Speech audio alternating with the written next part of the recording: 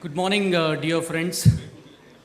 At the start, I want to thanks Dr. Pragnesh Vachrajani and the whole organizing committee for arranging this fantastic health ITCon. And of course, I also want to thanks the sponsors because these people are the financial, these people give the financial muscle to all these conferences. So a special thanks to Cure Companion, Express Diagnostic, Practo, Plexus MD, and of course, Medisoft. Thank you very much. So I'll start my talk. Mobile medical applications in healthcare. Basically, my talk will be more related to family physicians practice because I think there's a mixed crowd here. Every specialty has medical applications. Now, what do you mean by medical applications? Well, it's a downloadable software program which is actually designed for a computer, but it can be downloaded on your device. A device can be a laptop, it can be a mobile device like a notepad, a mobile, and all those things. Now, applications can be in different forms. It can be e-books, it can be very interactive educative materials, it can be interactive patient handouts, different things. It can be a device also which can be attached to a mobile, and then there can be a software application for that device. So, I'm sure everybody knows about it that there are two main platforms for the applications. One is Android and iPhone. I'll not go into details, but these are the two main platforms. Everybody has either an Android or iPhone or iOS applications. Now, when we talk about the mobile healthcare applications, they are divided basically into broad subgroups. Applications related to patient care and monitoring. Lay health applications, I'm sure everybody common people have a lot of applications like a pedometer is there, a BMI applications, a blood pressure and all those things recording, a blood sugar recordings and all those things. A communication softwares like a peer-to-peer, a doctor can communicate with any other doctor with certain applications.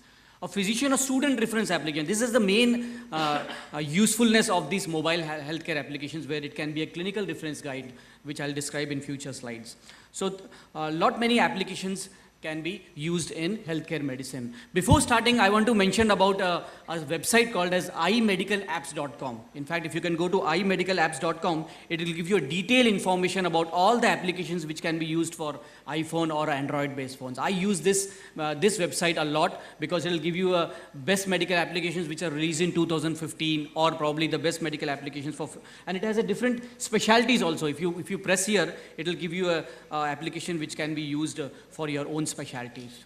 Now, on starting, nothing can underscore the importance of up-to-date. I think everybody, most of the people, 99.9% will be having a smartphone because you require a smartphone for these applications. And everybody should download uptodate.com because this application is widely, extensively used in the whole world.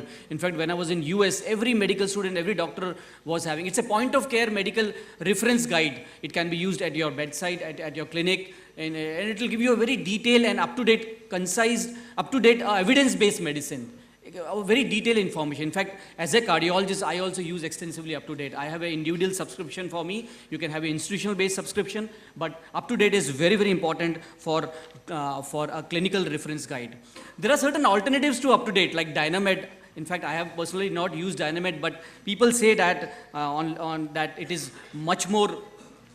It's much more up-to-date, it's less costly because up-to-date is a little bit more costly and it can be downloadable on your device. You don't require internet connection. For up-to-date, you require some internet connection. But Dynamed is little more up-to-date, but I've not used it much. One more application which I want you to download, everybody, should be Medscape. So I think first is up-to-date and second is Medscape. And this Medscape can be a specialty-wise.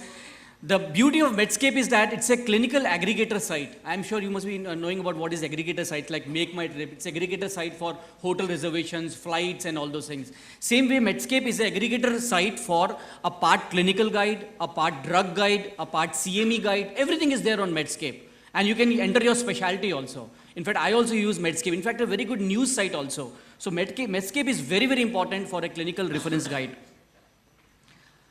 See, it can give you a CME-based information, it can give you an offline medical directory, and you can share your information with different doctors also. Go to drug site. I'm sure you must be dealing with a lot of new medical drugs or certain information you require for certain drug. The first thing which comes in mind is Epocrates. I used Epocrates sometimes whenever I want to know a detailed information of certain drugs. There are certain alternatives also because Epocrates, a full version is a little bit more costly. There are certain alternatives like Micromedics is there, Lexicomp is there. Lexicomp is very, very extensive. In fact, it will give you about the pharmacokinetics also. So Epocrates is the leading the group. Then there is Complete or Lexicomp and Micromedics. Micromedics is free also. It's a good alternative to Epocrates, but I think the most important site I use is the Epocrates. Now in your family medicine practice, I'm sure you must be dealing with certain infections, which bugs are causing this infection, which are the antibiotics to be used, and I'm sure everybody must be hearing about the resistant bugs. So it's very important to use the correct antibiotics. And for this, a medical application is by John Hopkins. Of course, there's a Stanford guide also, but this application is to be used extensively whenever you are dealing with a particular infection or which antibiotic to be used. It's called as John Hopkins Antibiotic Guide. And this gives you, according to your microbiology of that particular infection and what is the treatment, what are the antibiotics to be used in any particular infection. Calculators, I'll not go into details because it will be touched by Dr. Mahadev Bhai, but I think first mention comes is QX calculator, which will give you extensive information about different medical calculations you want to do in a family medicine practice. I'm sure family physician also deals with pediatric patients, and the first application which comes to mind is Ketometer. Ketometer will give you every information about the development milestones. It will give you a lab investigations, what are the ranges, and it will give you vaccines. Vaccines are very, very important because you may be dealing with vaccines for children, and it will give you a complete information. But it's incomplete as far as medical drug doses. The drug doses are not properly given in a Ketometer, and for that there's one application called as PediQuick calculation, and which will give you drug doses depending upon the weight, depending upon the age of the patient, especially required in children. When you are dealing with pediatric critical care and pediatric emergencies, there's one application called as PediState. It will give you exactly what are the emergencies involved, what are the drugs you used in the children emergencies, what are the drugs you use, what are the doses and all those things. So this is the application specially used for children emergencies or pediatric emergencies. There's one more application called as PediStat, which is almost similar critical care application for pediatric critical emergencies.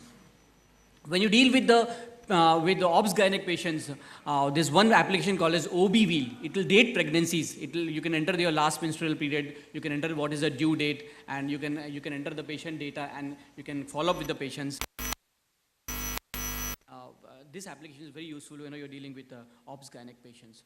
Now, in Western countries, whenever most of the family physicians, they will have a Bransell guides. This is a hardcore guides. These are the papers which are actually the cards are there, which you enter. These are cards for different diseases, and when you deal with an orthopedic patient, when you deal with an emergency patient or trauma patient, these guides will help you for the further management. And now they are applicable. Now they are available even with the applications on mobile. Especially when you can go to any of the sections. You can go to prenatal obs-gynec patients. You can go to a newborn care. Like if you want dealing with a shoulder dystocia, you can have a certain guidance about how do you manage these conditions. And there are different guides. Like if you want to know what are the muscles which are there in the thigh muscles and all those things, it will give you information about this. When you come to cardiology and medicine, I'm sure most of the patients, especially with the atherosclerotic risk factors, you have to start on statins.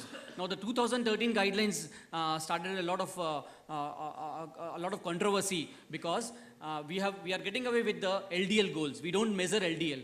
We give statin depending upon the atherosclerotic cardiovascular risk score, and this was designed in 2013 by ACC. So what you do is that you enter the certain patient characteristics, and then you see what is the risk of the patient, and then you give statins. And these are the groups that will benefit for statins. So you don't check LDL. You don't check the LDL values as such. You calculate this risk score and then decide whether the patients require statins or not. So in cardiology, AS, atherosclerotic cardiovascular disease risk score is very, very important for starting the patients on statin therapies. In atrial fibrillation, you will have to give anticoagulation because there is a risk of stroke, and for that we calculate a CHA2DS2 VAS score. Of course, a physician will calculate, but this is very important whenever a patient with atrial fibrillation is there, whether anticoagulation is required or not, we have to calculate a CHA2DS2 VAS score. And if anticoagulation is required, what is the bleeding risk? because anybody who's having a high bleeding risk, you will not give anticoagulation. You will be a little cautious about anticoagulation. And for that, there's a application, there's a risk score called as HAS-BLOOD, where it can be calculated in this application. So this is a cardiology-related applications for family physicians. When you deal with orthopedic patients, I'm sure you must be dealing with orthopedic patients. A particular joint information. Excuse me, Dinendra, we are having 5 more minutes, so kindly readjust the time. When you deal with orthopedic patients, core applications, clinical orthopedic examinations, this is the application for orthopedics. When you deal with dermatology patients, Visual DX is the application where you can enter any particularly rashes, eczemas, what type of rashes are there, what are the systemic information, and it will give you a detailed information about dermatology. Of course, there's a color atlas of DrawMD is the application where mostly used by surgeons when you want to do a procedure. You can draw on particular anatomical site, and you can tell the patient that we'll be dealing this particular site, and we'll be operating on this particular arteries also. Visible body is very good for anatomy. CDC vaccination application is very good if you really want to enter the vaccination details and which vaccinations to be given in different pages. For the news applications, my personal favorite is Medscape. Everybody should download Medscape and UpToDate because it will give you a very good news applications depending upon your specialties. And this is the application for toxicology, ECG guide, a differential diagnosis, BMG applications.